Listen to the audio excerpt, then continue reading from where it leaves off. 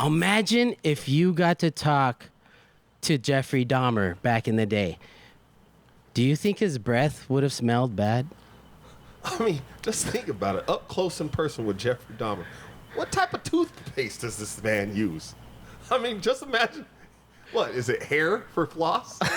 Human hair? Ugh. Nasty. Well, get your toothbrushes and your pubes ready, because here we go! This episode is filmed in front of a studio audience, and it's brought to you by Aguila's Hidaway. The Lighthouse, keep up!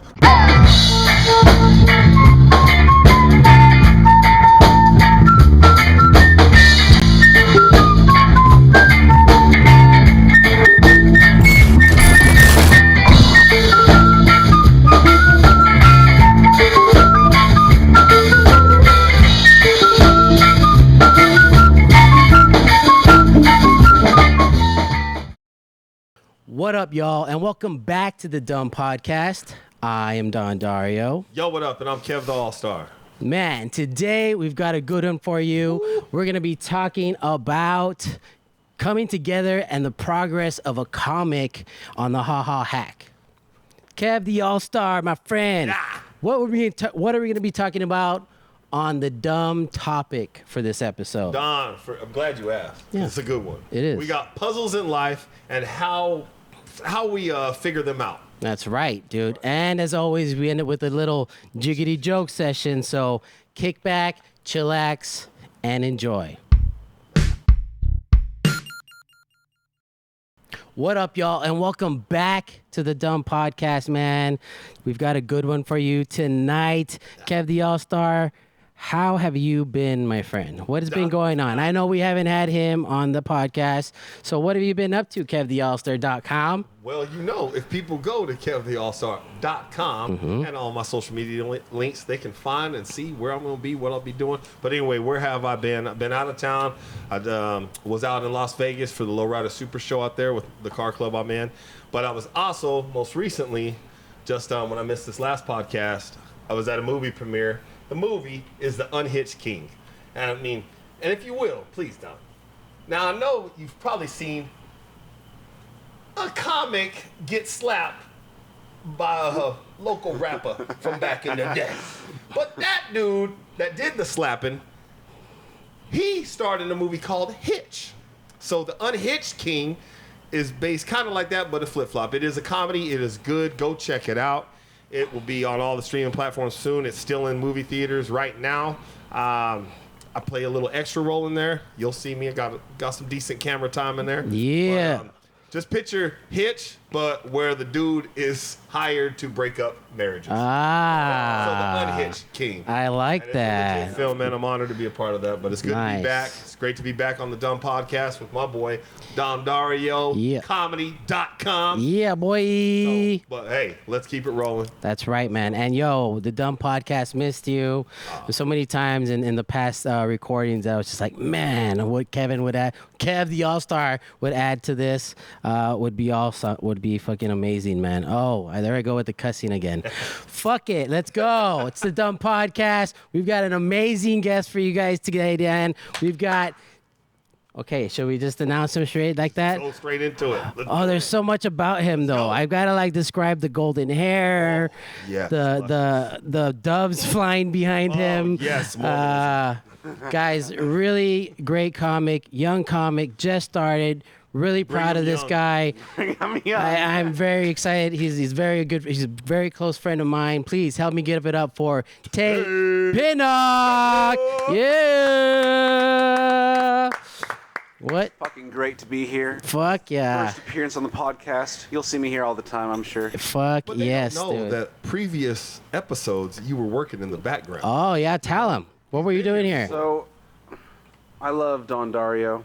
Oh, Always love been you, one of man. my favorite comics, and he's the dude that actually got me into comedy. Oh. So, I helped set up a couple of the sets and stuff, but now I find myself in front of the camera, and I'm happy to be here. Yeah. And I'm gonna get a little teary-eyed right now Aww. and just say, He is not the uncle that raped me. He's one of my uncles. Damn. Yeah, not yet. No, I'm just kidding, dude. It's an honor to have you, man. You've been killing it out there. Tate has been hitting all the mics that he can. He got a job at one of the comedy clubs just to be closer. From that, man, he's gotten opportunities to be on stage with big time performers, man. They've got his contact information. They're calling him all the time. So it just goes to show, man. Anybody asks you to do a joke, to say a joke, get up there and try. Look, he did it, and now it's taking him to places that we don't know, man, and we don't know yet. Could take you into a lot of good stuff. Your jokes have been getting so good, dude. I fucking love them. Someday, I think it'll take me to jail. That's better than the. Hopefully. I have been paid to get off stage. I did get punched in the dick. Oh, What? I was there. I need. And I did it. No. Okay, here's the details. I want to hear details. This girl tried to punch me in the dick. in the dick. Actually, no, she tried to punch me in the balls, but I cock-blocked her. Yes. Yes. Okay, all right, that goes. Nice. rolling. I love Tate, that. How long? Can you tell us how long you've been doing comedy, man? Yeah. Well, my official Cock-blocking first time skills. on stage was a year from last April, but that was one joke. And then I spent all summer writing. I moved here last October, and now I've been in the city for 1 year, doing stand-up as much as I possibly can. I've been getting shows, and it's all because of Don Dario. Oh man, you don't got to keep giving me props, man. It's all because of you, dude. Look, honestly, I don't think I did much, but show him like, hey, this is what time, this thing is happening or anything. But it. Thank you for that, because I do the same thing to the people that do it for me. You know what I mean? Anybody that just helps me in any kind of way, I take that to heart. I love that, man. So thank you for that. But still, you're the one that's putting in the work, dude. You're the one that's writing. You're the one that's out there and practicing, and you have been getting killer, dude. Like some of your jokes. All right, so this is what we got to talk about with Tate, all right?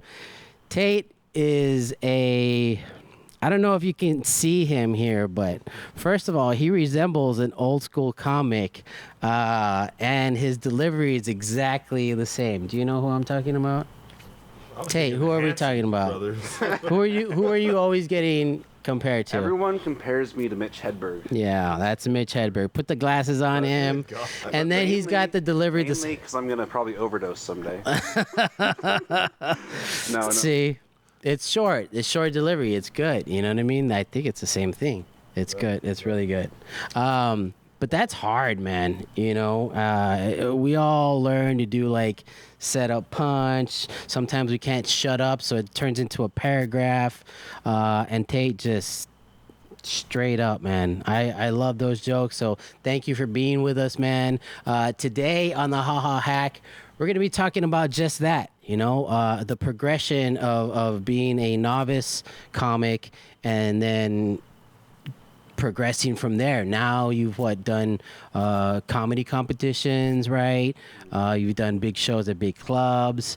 What was the comedy competition like?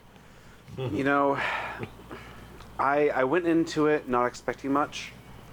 We started with 60 comics over, I think, 6 or 8 rounds. I ended up making it to the semifinals. I was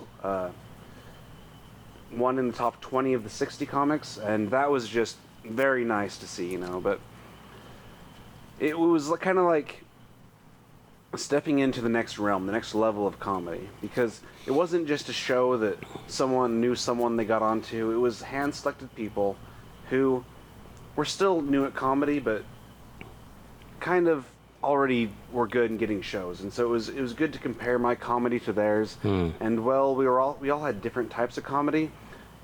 You could see the reactions and what worked and what didn't work, and so it really was a learning experience. Nice. Very nice. And I'd be happy to be part of another one. I wish I would have won, obviously. Yeah. What place did you get? Like what round or what? round. You know what I mean? Yeah, so I got to the semifinals, and that was the only 20 of the 60 comics made it to the semifinals. Nice. And I really tried talking to the judges and tried to figure out exactly where I was. And they don't give you that? No. So you can say just 20 out of 60? So I definitely was 15. But no, it was fun. It was fun. A lot of great comics. I made a bunch of great connections. There you go. And, Networked. Yeah. It was real good. Yeah. Yeah, that's big, man. Networking's big, especially when you're starting off. You know, you want to talk to people. I was at Devil's Advocate the other day for the open mic, and there were a couple guys from the Improv that I guess worked there right before I stopped working there. I don't know. I guess I met them. I'm sorry if I didn't recognize you, but they came up and said, "What's up?" And it was like, cool, you know, and they went up. And one of them hadn't done it stand-up in a while, so he was getting those jitters out. So congrats, man, for doing that. But, yeah, they came up and say, what's up?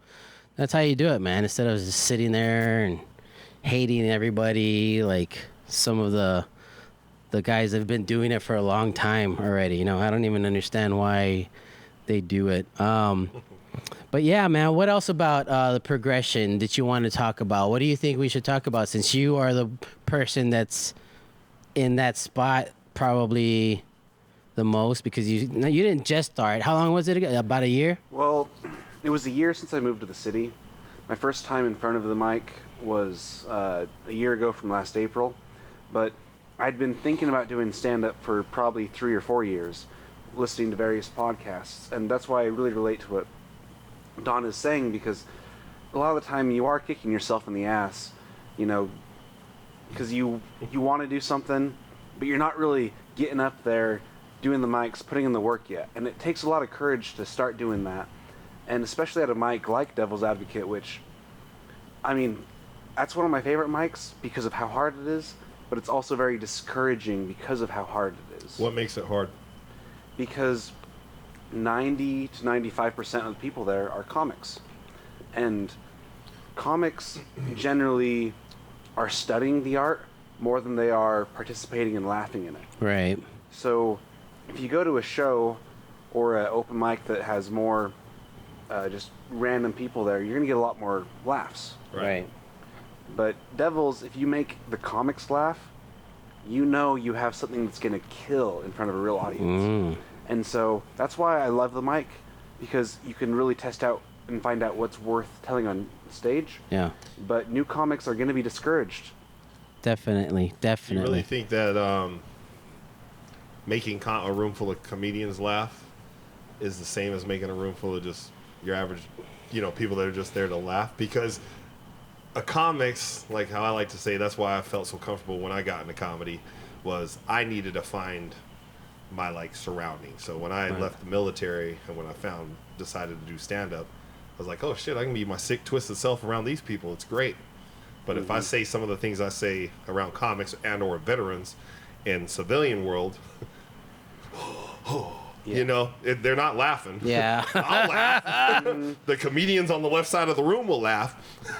Yeah. But you know what? You see what I'm saying with that? So sometimes when we make the comedians laugh, it's a different sense of humor, if that makes sense. Yeah, that's one thing that JP told me directly, because I do have more of a dark sense of humor.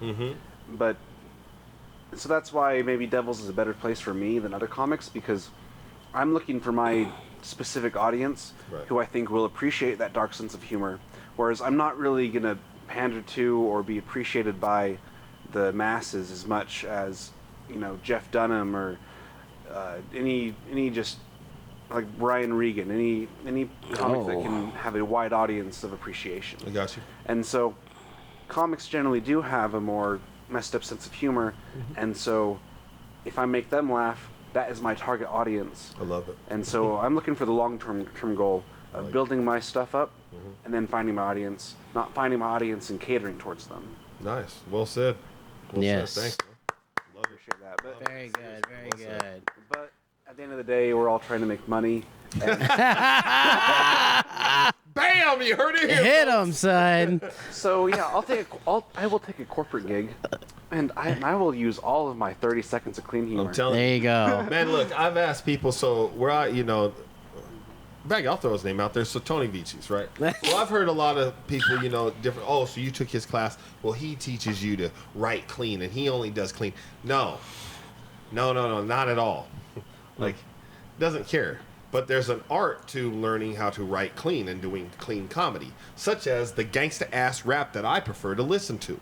However, there's a thing called the radio.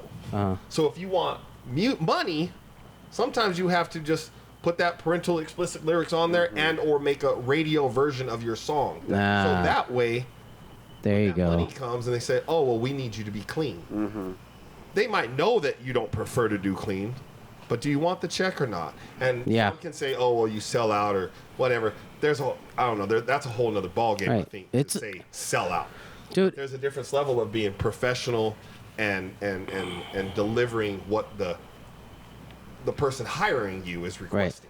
Right. Well, we're all sellouts. Oh, it's a business, man. I'll talk about it. It's an art and it's a business. Look, I was in a different kind of art before. It's graphic art. And for people paying to build websites or make logos or animate something, everybody expects to pay nothing. Nobody wants to pay shit for that kind of stuff, right? It's art.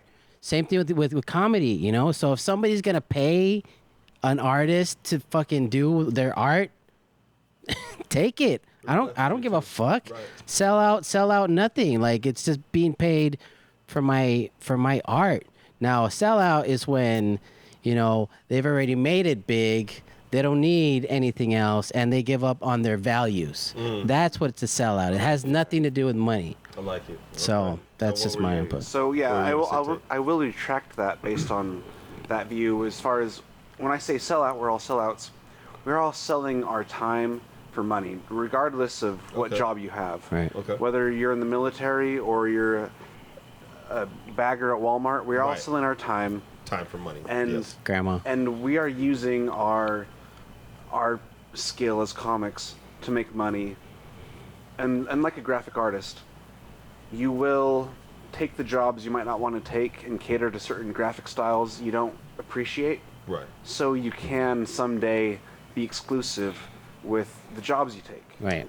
And so we are all sellouts as far as we're all progressing to the point where we don't need to be anymore. Right. And I don't see that as inherently evil. Okay. Right. I like it. Good point. I could also relate to that. Say you get booked for a show, right? And you get booked for 15 minutes or 10.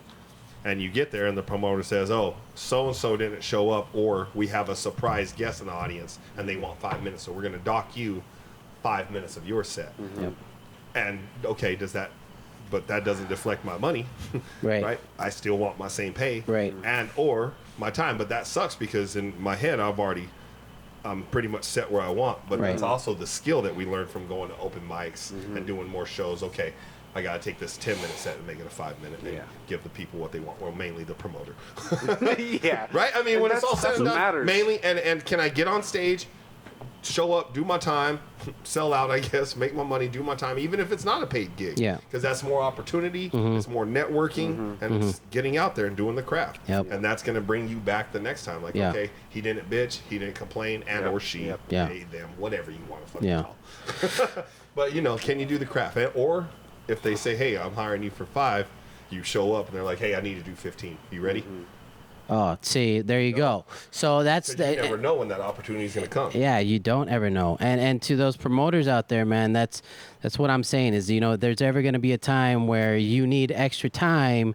If you've already set the money, then that comic's not going to start charging you more. He's going to go and do that extra time for you. So it should go it should go both ways. If there's any possibility of that money changing whatsoever, it should be set up front and not told on the back end when all of a sudden this person didn't do this, or I'm dropping your minutes down, so that's going to drop your money. No, that's not how it works. You don't go to a job somewhere and get hired for 40 hours a week and then say, you know what, today we have a lot of work, so we're going to pay you a little less. What the fuck? No, that's not how it works. It's hourly versus salary. Yeah. I mean, if I had a salary job and they said, hey, I have a friend that really wants to do the job. He's going to come in and work 5 hours of your shift. I'm like, well, great, I'm salary. I'm going to take all that money, But that's how it is when you take a show. I'm currently at the position where I'm paying most of the time to do sets. Yeah. Whereas I get people tickets, or I have to buy drinks and stuff. Right. And that's fine, but eventually, and that's why I would be more pissed off if someone took away my time, because I'm paying for that time. Well, but once they're paying me for that time, then it's a different story. Right. You take all the time you want from me, because that's just how the game works. You have your stake in. I guess ultimately it's on them, not on me. Right. No, yeah. It's also a bummer, like for the butts that we bring to the seats, right? Our fans, like our legit fans. They're not there to see the headliner. They're going to enjoy the headliner, but that's really not who they came to see. They came to see us. They came to see Tate. They came to see Don, right?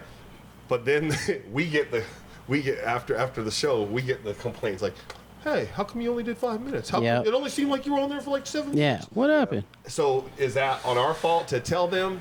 Or or should they just expect it? That can't. Like, hey, I never said I was the headliner. You should know. Like, I'm just starting out. How long have you known me? Yeah. Like, and some of these people really know us. No. Yeah. Way No. before the stage. Yeah. Fans. You're right. Yeah. But that's the thing, Yeah, they should. They'll figure it out, man. Just like everything else in life, which It'll just be a surprise. Yeah. Yeah. They'll figure it out just like everything else in life, man, which kind of brings us to our topic of the day, which is figuring out puzzles in life, right? How we figure them all out. Everybody's got puzzles, man, and everybody's got questions. Whatever it is that you have in life, we have to figure it out. If you're a comic, figuring out, how you're going to get paid. If you're an audience member, figuring out how to shut the fuck up. Dahmer had to figure out how to get that flesh out of his teeth. There you go. And the pubes. So, yeah, man, we want to talk about that because there's a lot of figuring out that we got to do, especially today's world, right? We got to dodge this, dodge that, don't get canceled. Right. Fuck, Dahmer man. had to figure out how to dodge the cops. Yeah. Finger out the eyeballs. What? KevTheAllstar.com. Push it in. Push it. I liked it. So did they. Just kidding. There you go. R.I.P. to the family. Yeah, R.I.P. to the family. I'm not. Oh my gosh. Did you guys watch that? Oh, I watched it. It's so horrible. Figuring out your puzzles in life, Kev The Allstar. What do you do? Like, do you have something? Do you have like I don't know, a meditation type of thing, or do you like get into military style? You break it down to the bottom thing and then start at the bottom, move up. What do you do? Oh man, there's a lot of things to Kev The Allstar. Yeah. One thing I definitely do is if I have the opportunity, like, I don't know, especially on like road trips. Yeah. I like to just get out in the middle of the car and just scream frantically. Oh, there you go. Like I scream. Get it out. Dude, you got to get a motorcycle. Yeah. Oh. I thought about that, man, but I couldn't. I can't. No. Because I did BMX as a child, man, and if you put an engine, like between his legs, it's not gonna be bad. It's not gonna be good. So I scream on the highway. Bike downhill. I scream on the highway all the time. Yeah. Oh yeah. I'm just screaming. That's who I heard the other day. It's like, ah. I can't hear it over Who's the getting motor. run over? Well, that's the thing. I guess that maybe that's my maybe that's my joy in it actually when I'm out, in the open road or whatever, and I pull this side of the road, especially if it's 3 in the morning or whatever. It's quiet. Do you hear somebody else yell back? Echo. Oh yeah. Yeah. Dang, that must be good. Back. Yeah. Somebody else. That's another way to figure out puzzles, right? Yeah, definitely. I can't just scream at everybody I want to. Taking the puzzle and throwing it at the wall. This guy, so Fuck this fucking puzzle. This shit, man. there was this motorcycle driver on our recent trip to California. We had this little pocket of storm, and it started hailing, bro. And I mean, hard to the point it was hitting the car so hard we couldn't hear ourselves. I was screaming. I was like, ah! And it was still louder than that. And we kept driving, and we see some biker pulled over to the side, just taking it, bro, just taking it. And he was probably trying to figure out some puzzles in life at that point, right? He's like fucking don't do this. Protest, get hit by a beanbag gun. That's probably what it was, yeah, dude. So I wanted to bring something up about this when we were talking about this is puzzles in life. Some people have, different ways of figuring things out. And I was talking to Tate the other day. Yeah, he was a little drunk, but As usual. But he started rhyming, man, just busting a rhyme, and it was talking about things that were happening. So it's like, what? Where did this come from? So he starts talking more about it, and he tells me he's got this whole. What do you record? Do you write? What is it? No, I write depending on my mood. I have moods where I sit around and do nothing, Then I have moods where I write comedy. Then I have moods where I want to write rhymes. And it's just all expression, and it's all ways to solve the puzzle, figure things out. Right. I mean, that's how I write comedy. I think of a punchline, and I work around the puzzle to figure it out. I think of a problem in my life, and I think of the way to... Like, for some people, I write notes. They write pros and cons. For me, I go through with... like whether it's lyrics or raps or something, it kind of just there's a flow to it, and because talking has so many possibilities, whereas rhyming has fewer possibilities, but they're more solid. Oh, that makes sense. Right. And so you can kind of boil down what the real problem is depending on the way you go, and it's as much for everyone else as it is for me, because as much of my passion is for comedy and making other people laugh, that passion comes from wanting to affect other people, wanting to share my experience, and that's kind of what drives me as a comic. And so I am influenced with that same passion in all aspects of media. Nice. And I've just found that comedy is the one that I flow with the best. Oh, okay. Nice. So, okay, let me ask you this, because I am pretty sure me and Kev are the same. Did you ever want to do rap? Yeah. Be honest, definitely. yeah? That's something I've heard. Yeah. Every comic wants to be a rapper, and every rapper wants to be a comic. Yeah. That's funny as hell. Yeah. And I heard the ones that can't do any of those sing country, so fucking...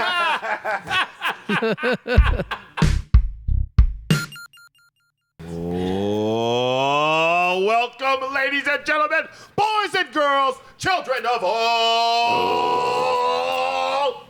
ages. It's time for the Jiggity Joke Session. Oh, yeah, ladies and gentlemen. Jiggity Joke Session getting underway. We've got 3 comics. Count them. 1, 2, 3. We're going to get this thing started. Tate Pinnock, sir, you are our guest, so you get the honors of going first. So whenever you're ready. Yes. No pressure. No pressure. At your leisure. Homework is the stupidest thing ever created because it only makes people lazy. If I don't do my homework, I just freestyle my homework. Off the dome, baby. Like, no.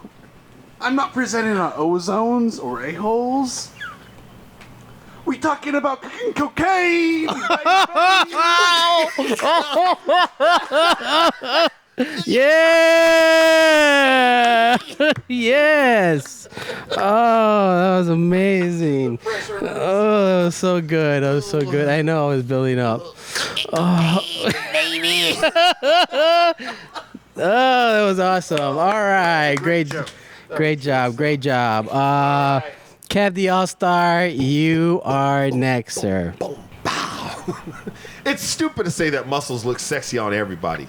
Look at Carrot Top. He fixed his body, fixed his grill, and fixed his bank account. But nothing fixes ugly. Oh, so true. So true. And that's why we do comedy. Good joke. Good one. All right, my turn. All right. I'm going to start a fund for terminally ill Jews. I'll call it Make a Jewish.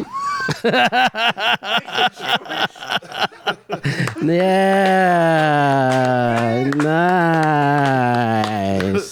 Does it cost a quarter? All the kids are like, where do I donate? Anywhere you want, man. Just throw it on the. All right. Shower. Yeah. All right. Who's next? You are next, sir. Goldilocks. By attending SMA meetings, I got 30 days clean and sober today. Nice. Thanks to Social Media Anonymous, we are all just one swipe away. From relapse. Yeah. Oh, that works so good. It did. All right, Kev The Allstar.com. Let's go. I didn't eat my crayons today, so see how I do. The night is young. The night is young. When a deep South Louisiana lady said, "We done did it," on national television, the closed caption looked like someone had pressed every button on the keyboard at once. It's crazy because the next thing closed caption said was, "Fuck this," and stopped working. Nice. Closed caption is crazy Everyone sometimes. feels like that at their job from time to time. Right? I feel like closed captions talks to me sometimes, talk shit. All right, my turn? Right? All right. Ooh, it's a long. Stay with us. Yeah, here's a long one. With us. 3 old ladies lived together. One was upstairs in the bathroom. When she stepped out of the shower, she had 1 foot in and 1 foot out. When she forgot if she was getting in or out of the shower, she called out to the sister downstairs, "Come help!" Sister 2 got up and was on the stairs when she forgot if she was going up or down the stairs. So she called to Sister 3, who was laying in bed, "Come help!" Sister 3 got up and thought to herself, "Why do my sisters always forget everything? I better knock on wood so that doesn't happen to me." Hello? Come in. Nice. Good one. All right. You are up, sir. It's 2022. And we've got everything touchless. Touchless sinks, soap dispensers, hand dryers, trash cans, you name it, touchless. What we need is a touchless partner. Instead, we're left with, "Don't touch me." Oh, yes. Damn. Lying if you ain't never heard that. Man, YouTube motherfucking, Touch me. you YouTube producers, you watching this shit, man? This is his audition. Look at this acting going on right here. I've never heard anything but "don't touch me." That's awesome, dude. Good job. Kev The Allstar. Get him, sir. Don't touch me. Oh. I can't afford therapy, so I bought a pressure washer. I'm suing because it definitely did not wash the pressure away. Nice. Good one. You should too. My turn? Yes, Yeah, sir. my turn. All right. I got kicked out of a sex shop. Yeah. Can you imagine that? Yeah. Turns out you can't buy sex there. Damn it. That takes the cup for the day. Yeah. All righty, man. Well, now's the time where you get to pick who wrote the jokes that you read. So you could either just do the general topic and then say who did it. Okay. You don't have to read it all. I'm very conflicted here. Because on one hand, the punchline is Cocaine Baby. On the other hand, the writing is definitely not of my race. However, neither of you are of my race. That's right. There you go. The three amigos are here. Who are you going to go with? Homework is the stupidest thing joke. Kev the Allstar. Yeah, baby, we got him. Good stuff. Who's a good writer? Who's a good writer? Who's a good writer? All right. The next joke is about being clean from social media. Okay. And seeing as we have one person live streaming at the moment, I'm guessing this joke is from Kev. Yeah. Nice. Wait, where was? Oh, he had went to the restroom when I was just talking about it. I said every day I think about canceling my shit. Yeah, that's true. Hey, that's not true. I mean, we don't need that. We're gonna take it out. YouTube, we love that. We love this. We love all y'all. We love you. Got this, but I also every day think I need to cancel my shit. But I'm talking about abortion. That's illegal now. Not in this state. No, this state. It's not. No. Nope. Did y'all hear that? Y'all need to come to Arizona. Listen to us. It's the Dumb Podcast. We don't know what's going on. Yeah, we don't research anything here. I'm Don't a listen lawyer, to us. And I've been coming to bitches left and right. Of course, they are men. Oh. Either way. Ayo. Please cut this. Please cut this. Hell no. All right. Joke number 3. All right. What's joke number 3? Who guessed joke number 3? It's 2022. Yeah. Touchless. This joke mentions soap dispensers. And I know Kev would never use one, so I'm guessing it's done. Yeah, no. You motherfucker. That was awesome. Oh, good. Thank you for all your support here at the Dumb Podcast. Now, we want to hear from you. So if you have any jokes you want to hear on air, send them to us, and we'll make sure you're on the next episode. Also, if you'd just like to say hi or give us your feedback, we'd love to hear it. You can reach us by email at thedumpodcast@gmail.com. That's TheDumpodcast@gmail.com. Or by phone at 602-935-7307. You've got 3 minutes. Now let's hear it. This episode is brought to you by Aguila's Hidaway Lighthouse. It is an American pub and grub where the drinks are offered in a low-key hangout environment with sports on all the TVs, pool tables, karaoke, and comedy performances. Y'all got to check this place out, man. Yeah. Aguila's Hidaway Lighthouse. It is on the corner of El Mirage and Indian School Road. Yeah, you're wrong. So what do you got? 1 out of 3. The worst. Wait, is it the worst? Yeah, you got the worst in history. Hey, podcast history. But you get to come back and do it again as many times. Dude, thank you for being here. Absolutely. Thank you for adding to the funny. That was amazing. Is there any shows you want to promote, social media, stuff like that? Where can people find you? Yeah.